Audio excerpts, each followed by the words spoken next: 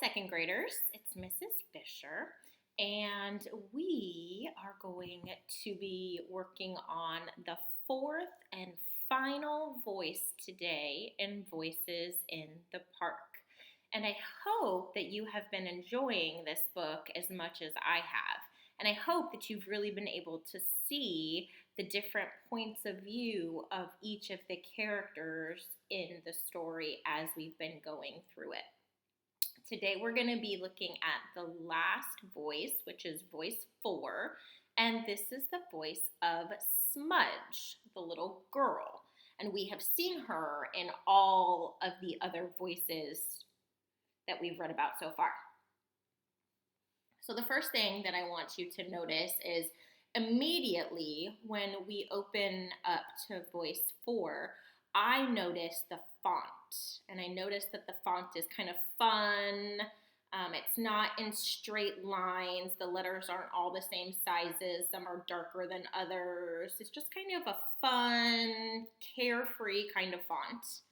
I also notice the pictures, and in these pictures, the lampposts are different colors, are kind of like a rainbow, and this lamppost right here looks like it has a king's crown on it. Kind of fun. And so as we're reading through, I want you to be paying attention to these clues, just like we've been doing in the other voices in the story. So here we go. It says, Dad had been really fed up, so I was happy when he said we could take Albert to the park. Albert's always in such a hurry to be left off his leash. He went straight up to this nice dog and sniffed its backside. He always does that. Of course, the other dog didn't mind, but its owner was really angry. The silly twit.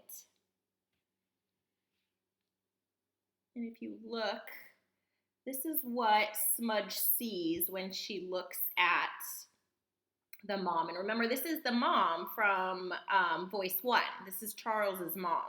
This is what Smudge sees when she looks at her. What does that say about how Smudge sees her? What's her point of view of her? And Smudge calls her a silly twit. What does that mean?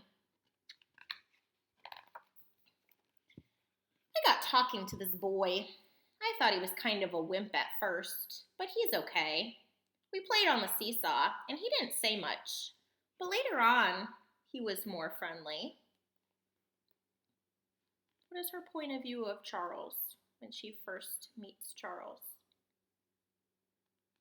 And again, look at the way that Smudge views the world.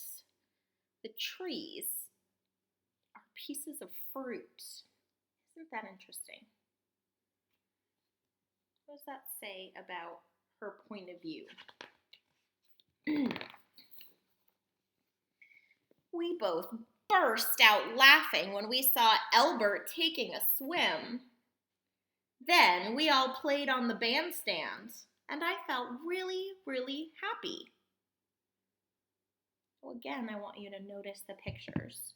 Notice that Smudge sees this fountain, and all of the statues are wearing bathing suits. Look at the stems of the trunks of the trees. They're all multicolored. And look, there's even like a whale tail or a mermaid tail peeking out of the trees.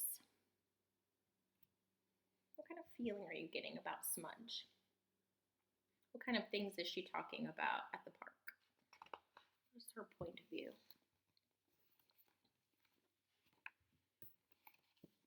Charlie picked a flower and gave it to me. Then his mom called him and he had to go. He looked sad. Now, isn't that funny that in voice 1, we hear the mom referring to the boy as Charles, and Smudge calls him Charlie. What do you think about that? When I got home, I put the flower in some water and made Dad a nice cup of cocoa. And that is the end of the story.